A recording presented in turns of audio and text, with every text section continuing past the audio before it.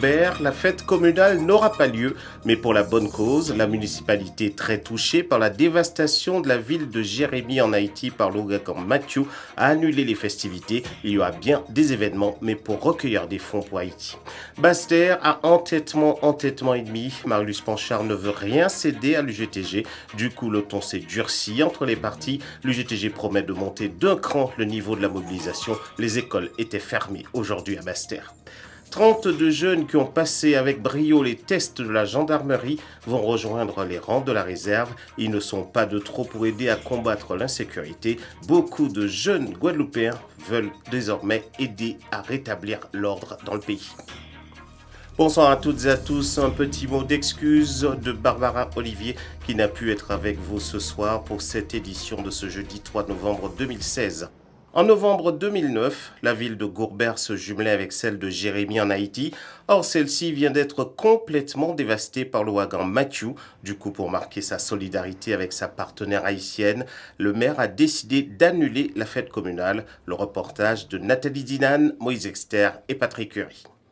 La ville de Gourbert est jumelée avec la ville de Jérémie en Haïti depuis 1989, avec comme leitmotiv la solidarité des hommes. C'est ce lien qui a poussé le maire Luc Adémar à annuler une partie de la fête patronale, car après le passage de l'ouragan Matthew, le pays, et singulièrement Jérémie, se relève difficilement, alors qu'ils n'ont pas encore fini de panser les blessures de 2010. On était gênés pour ne pas marquer un acte symbolique très fort. Alors en réalité, ce qu'on n'a pas retenu, c'est le côté plutôt solennel de la fête, pour marquer un attachement moral. Par ailleurs, il faut le dire, c'est que nous avons quand même une vie sur la commune, une vie qui reste active, à travers la vie associative, à travers les associations, avec des manifestations déjà programmées. Nous avons des commissions à vocation culturelle qui avaient déjà programmé certaines actions. Et finalement, symboliquement, la culture, la vie ne s'arrête pas. Ce sont des manifestations finalement qui gardent de ce qui caractérise Gourbert, cette notion d'une terre active et d'une terre animée. Les diverses manifestations organisées par les associations seront maintenues afin de récolter des fonds qui seront reversés aux organisations humanitaires pour la ville de Jérémie. Très souvent, le côté festif prime, des orchestres qui sont prêts à ce qu'on organise une grande réception. Il y a le mois de décembre qui est un mois aussi de solidarité avec disons, l'ensemble des institutions, qu'elles soient religieuses ou associatives, qui nous permettront aussi de pouvoir poursuivre cette action, de nous donner les moyens pour jouer cette démarche importante d'une solidarité avec cette ville aujourd'hui qu'on sait qui est dans une situation très très particulière. Une population entièrement conquise et solidaire à la cause et qui comprend la décision du maire. Mais c'est une bonne chose, c'est bien. Bon, ils vont utiliser l'argent pour faire autre chose, peut-être pour faire des dons, pour envoyer pour soutenir le pays, les Haïtiens. Je suppose que c'est pour cette raison. Et peut-être parce que c'est une façon de montrer notre solidarité. C'est dommage. Donc voilà, c'est tout. J'ai rien d'autre à dire. Vous connaissez les raisons Apparemment parce que le maire envoie l'argent pour les Haïtiens. Je sais que ça a été annulé, mais sinon, sans plus, ça ne me fait rien du tout. Et justement, monsieur le maire a dit pourquoi ça a été annulé. C'est par rapport au sinistré de Jérémie. Et comme la mairie de Gourbert est en... Comment on peut dire ça? La mairie de Gourbert est en jumelage avec la commune de Jérémie en Haïti. C'est pour le soutien. La ville de Gourbert porte le nom d'un homme dévoué, toujours prêt à venir en aide. Une tradition qui se poursuit à travers le jumelage avec la ville de Montauban, la commune de Capesterre de Marie-Galante et Jérémie. Le conflit qui oppose Marius Panchard à l'Union des travailleurs des communes entre dans une phase dite de pourrissement. La pertinence des revendications combinée à la posture point fermé de Mme Panchard devrait conduire à une dégradation de la situation dans le chef-lieu où s'est rendue Karen Diamin pour constater qu'il n'y avait pas école aujourd'hui à Basse-Terre. On veut aller à l'école. L'école primaire est fermée. Il y a un canard, il y a de la colle et on a grève. Si Jayla est contente de ne pas retrouver les bancs de l'école, pour Valérie, sa mère, l'histoire est tout autre. Je travaille, j'ai personne pour garder mes enfants. Je suis obligée de perdre une journée à cause de la grève. Et Madame le maire, elle dit juste qu'elle s'en excuse. Oui, mais ça fait depuis le 13. depuis le 13 octobre que les enfants n'ont pas cours. Qu'est-ce que je fais, moi? Une question loin de trouver réponse, car en grève depuis le 18 octobre dernier, les agents municipaux ne décolèrent pas. Bon, ça a embêté moi, mais quoi voulez-vous, nous en grève, nous allons lutter pour bien nous, parce que c'est à venir nous qui en jeu, et nous allons lutter aussi pour carrière, avancement de carrière en nous. Ça nous a dit, c'est qu'il n'y a pas envie de régler le conflit là, ça, parce qu'il a nous rendez-vous une semaine après, et bien il peut nous rendez-vous 2 jours le lendemain après, mais il préférait attendre jusqu'à lundi, donc ça a prouvé encore une fois de plus, il n'a pas envie de régler le conflit là, ça. Ça, on peut dire ces parents-là, courage, parce que l'école est fermée, n'a pas de compétences en nous, c'est des compétences à m'empocher. Et c'est lui, pareil, qui a ouvert l'école, qui a négocié avec nous et tout le bité qui a rentré en branle. Pas ni pour problème à ce niveau-là. Donc les parents, courage, nous et les autres. Bloqués sur la revalorisation du régime indemnitaire, les deux parties campent sur leur position, malgré leurs nombreuses rencontres, une situation que déplore le maire de la ville. On aurait pu prendre en compte la situation des élèves. J'ai donné le temps à la négociation. Le GTG avait accepté la grille tarifaire. Le secrétaire général a d'ailleurs fait une déclaration en ce sens. Et il y a eu un revirement de situation qui pénalise les familles guadeloupéennes, les familles bastériennes. J'en suis profondément attristée. J'ai fait une proposition que je considère plus qu'honorable. Je rappelle que la ville de Basse-Terre est sous contrôle de la Chambre régionale des comptes. Et même si je veux aller dans le sens du syndicat, c'est impossible parce que c'est le préfet qui arrête le budget. Ça voudrait dire que je vais signer un accord et je sais pertinemment qu'il ne peut pas être appliqué. Ça s'appelle donner un chèque sans provision.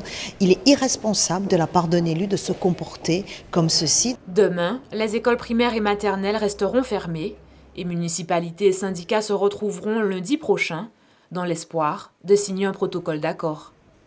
Pôle emploi est engagé lui aussi dans un bras de fer avec une intersyndicale qui maintient un piquet de grève combatif, bien que minoritaire. Les négociations ont emprunté un chemin chaotique aujourd'hui, les partis n'arrivant même plus à se parler. Reportage Karen Diamant.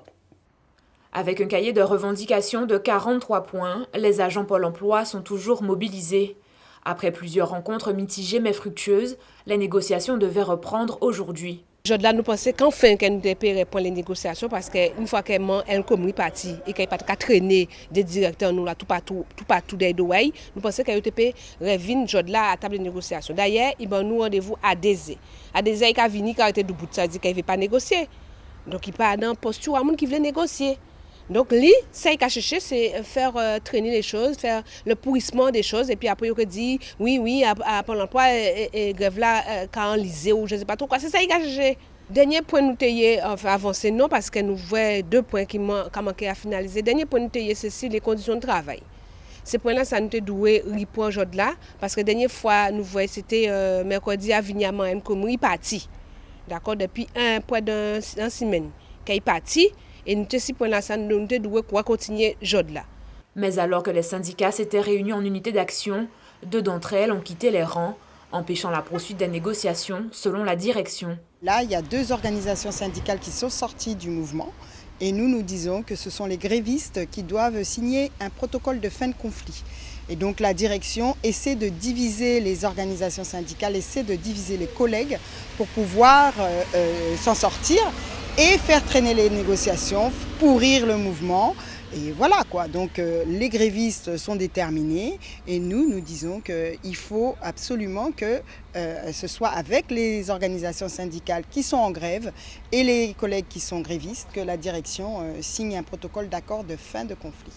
Estimé à 10% de participation, le taux de grévistes de Pôle emploi reste faible, mais n'enlève rien à la détermination des agents concernés. La minorité agissante se bat pour l'avenir parce que nous ne pouvons pas accepter la dégradation de nos conditions de travail. Je vous rappelle que nous avons eu des morts violentes pendant toute l'année et puis des années précédentes et c'est dû essentiellement au stress que nous vivons au quotidien dans les agences et donc nous subissons le contre-coup de ce chômage de masse et c'est insupportable. Donc il faut continuer, cette minorité-là a raison à tel point que en fait nos collègues, même si ils estiment qu'ils ne peuvent pas faire perdurer le mouvement, mais ils sont d'accord avec nos revendications. Sollicitée, la direction devrait s'exprimer ultérieurement. sur ce conflit. La Sam-Samar présentait cet après-midi à la mairie de Petit-Bourg l'opération Sem ta route. Ce dispositif qui concerne potentiellement 8000 familles vise à aider les jeunes des résidences de la Sam-Samar à tracer leur route sur le plan professionnel. Sem ta route, le dispositif d'insertion des jeunes résidents de la Sam-Samar, a été lancé à Petit-Bourg avant d'être étendu à toute la Guadeloupe. Après 1 an et demi d'expérimentation réussie à Saint-Martin, le bailleur s'engage. Au-delà de la problématique du logement, qui est une vraie problématique pour les familles notamment défavorisées, il y a surtout la problématique d'emploi, d'insertion et singulièrement de nos jeunes guadeloupéens. Donc c'est en ce sens que le dispositif Sem ta route, qui a fait ses preuves expérimentalement à Saint-Martin depuis 18 mois, aujourd'hui nous sommes prêts à le dupliquer, à le mettre en œuvre sur le territoire de la Guadeloupe. C'est avec plaisir qu'en tant que maire, nous accueillons que nous soyons commune pilote sur la Guadeloupe. Et avec ce dispositif, ces engagements sur le plan social, de l'éducation, de la formation, cette implication ne peut être qu'une bonne chose et en phase avec les différentes politiques d'insertion que nous mettons en place sur le territoire de Petit-Bourg. On a un certain nombre de chantiers et autres, donc il faut qu'il puisse y avoir une synergie. C'est donc permettre aux jeunes résidents d'accéder à une insertion ou une formation professionnelle et pourquoi pas accéder à un emploi pérenne. Il y a l'aspect insertion professionnelle, mais il y a l'aspect également culture, sport, que nous avons également expérimenté à Saint-Martin. Et nous avons vu effectivement émerger des potentialités des jeunes qui étaient capables demain de pouvoir animer, de pouvoir encadrer d'autres plus jeunes. Des jeunes de 18, 25 ans, 18, 30 ans, pouvoir devenir des animateurs sportifs, voyez, et pouvoir justement permettre de trouver une possibilité en tout cas d'insertion ou d'emploi dans ces domaines. Du côté du bailleur, tout comme du côté de la municipalité, on espère que cette lutte contre l'oisiveté va contribuer à baisser les actes d'incivilité et de délinquance dans ces mêmes et aux abords de ces résidences. Nous avons adhéré à ce principe puisque cela permettra d'intervenir pour les personnes les plus défavorisées, les accompagner, faire en sorte qu'en termes d'insertion, en termes d'emploi, en termes de formation, nous prenons beaucoup d'initiatives et d'ailleurs dans les semaines à venir, on va lancer un certain nombre de chantiers sur Petit-Bourg, toujours dans cette démarche d'aménagement, de créer de l'activité, mais ainsi permettre leur insertion. Près de 8000 familles sont concernées par cette initiative, en partenariat avec un tissu d'associations de locataires importants, de partenaires qui œuvrent dans le cadre de la cohésion sociale et un partenaire institutionnel fort. Bien entendu, un budget conséquent est alloué pour mener à bien toutes ces actions. 32 jeunes Guadeloupéennes et Guadeloupéens qui ont réussi les tests de sélection vont rejoindre les rangs de la gendarmerie. Ils étaient à la parade aujourd'hui pour recevoir insignes et consignes sous l'œil attentif d'Isabelle Amauve. Ils ont entre 17 et 30 ans et ont fait le choix de s'engager dans la réserve opérationnelle. Leur formation s'achève par la remise des médailles. Chloé est 3e de sa promotion. Pour elle, cette préparation militaire a été un véritable travail d'équipe. Le mot fort de ces 2 semaines, c'était la cohésion. On a eu, au début, c'était un peu difficile puisque lorsqu'un faisait une erreur, c'est tout le monde qui payait. Et au final, on s'est rendu compte qu'on formait qu'un seul. Lorsqu'un avait une difficulté, c'est tout le monde qui l'aidait. Lorsqu'un était plus fort, c'est lui qui aidait tout le monde. Ça a montré qu'on est une famille et que voilà. Ces 2 semaines de stage lui ont permis d'avoir un nouveau regard sur le métier de gendarme. On pense toujours que le gendarme, c'est celui qui n'est pas bon et c'est celui qui, voilà.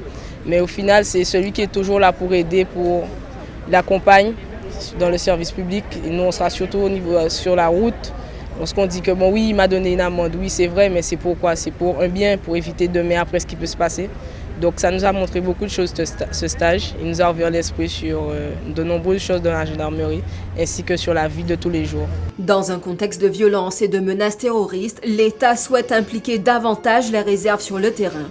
En Guadeloupe, ce besoin était nécessaire. C'est un réel besoin, c'est-à-dire que les gendarmes d'actifs sont renforcés depuis des années et des années par des militaires de réserve. Et il se trouve que depuis quelques années maintenant, le nombre de réservistes croît régulièrement. Et donc pour le moment, on a une cible à plus de 300 réservistes, on est aux environs 250. Et tout porte à croire que dans les prochaines années, on atteindra la cible de 400 réservistes. Donc c'est une nécessité pour nous que de recruter et de former ces jeunes qui viennent épauler les gendarmes d'actifs dans les unités de gendarmerie de la Guadeloupe. Si la plupart des membres de cette promotion avaient déjà l'intention de s'engager dans l'armée, de plus en plus de jeunes de la société civile postulent pour grossir les rangs de la gendarmerie. La Toussaint a mis en évidence la nécessité d'agrandir les cimetières. De nombreuses communes sont d'ailleurs engagées dans ce processus de rénovation. Une question se pose cependant, faut-il accorder plus de place à la crémation pour éviter d'avoir à agrandir sans cesse les cimetières? Vos réponses recueillies par Patrick Curie et Maurice Dexter. Ah non, pour brûler, non, c'est pas dans les normes, il faut agrandir même. Il faut agrandir pour qu'on puisse mettre plus de place pour mettre les morts. Moi, je ne suis pas pour la crémation. Moi, je suis d'accord pour. Ben, c'est la volonté de chacun. Hein. Il y en a qui sont pour la crémation, il y en a qui sont pour l'inhumation. Donc, après, la réglementation, ben, de toute manière, tout le monde sera obligé de s'y plier. Hein. Alors là, pour moi, c'est difficile à répondre parce que moi, ça ne m'intéresse pas du tout les cimetières. Je sais qu'on me met dans un trou et puis c'est fini. C'est pas dans la Bible, ça. Pour brûler les non. Ah là là. Oui, je crois. Oui, il faut. Vaut mieux incinérer, alors c'est mieux. Ça fait plus place. Le corps est poussière, donc il doit tourner poussière. On est né poussière, donc on doit retourner poussière. Pour moi, c'est ça. Ben, quand on est mort, hein. C'est une solution aussi, hein, pour retrouver des places. Parce que si c'est pour enterrer tout le monde là dans ma chair, ben non. Hein. Là, il est incinéré, c'est fini, on a aux gens en poussière. Ça ne fait plus place. L'inhumation au cimetière, c'est sûr que les cimetières, le territoire n'est pas extensible. La plupart des cimetières ne sont pas extensibles, donc arrivera un moment, il va bien falloir s'adapter au règlement, toujours à la réglementation.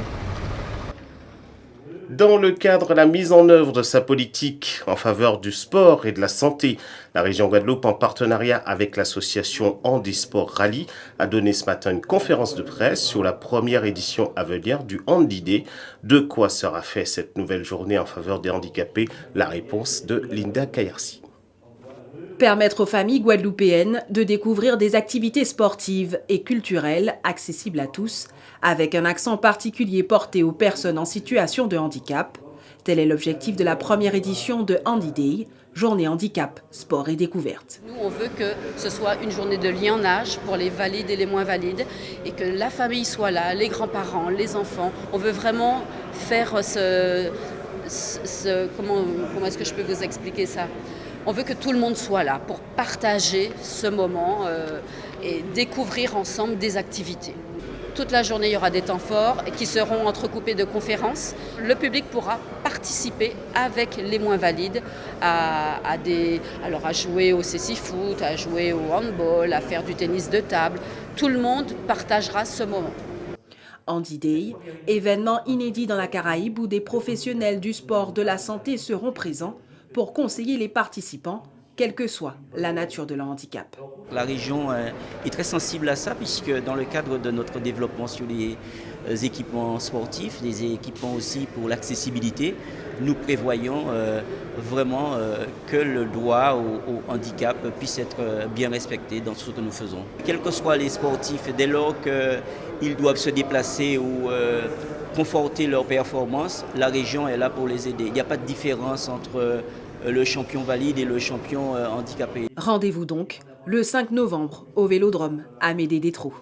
C'est la fin de cette édition. Je vous en rappelle les principaux titres. À Gourbert, la fête communale n'aura pas lieu, mais pour la bonne cause. La municipalité, très touchée par la dévastation de la ville de Jérémie par l'ouragan Matthew, a annulé les festivités. Il y aura bien des événements, mais pour recueillir des fonds pour Haïti.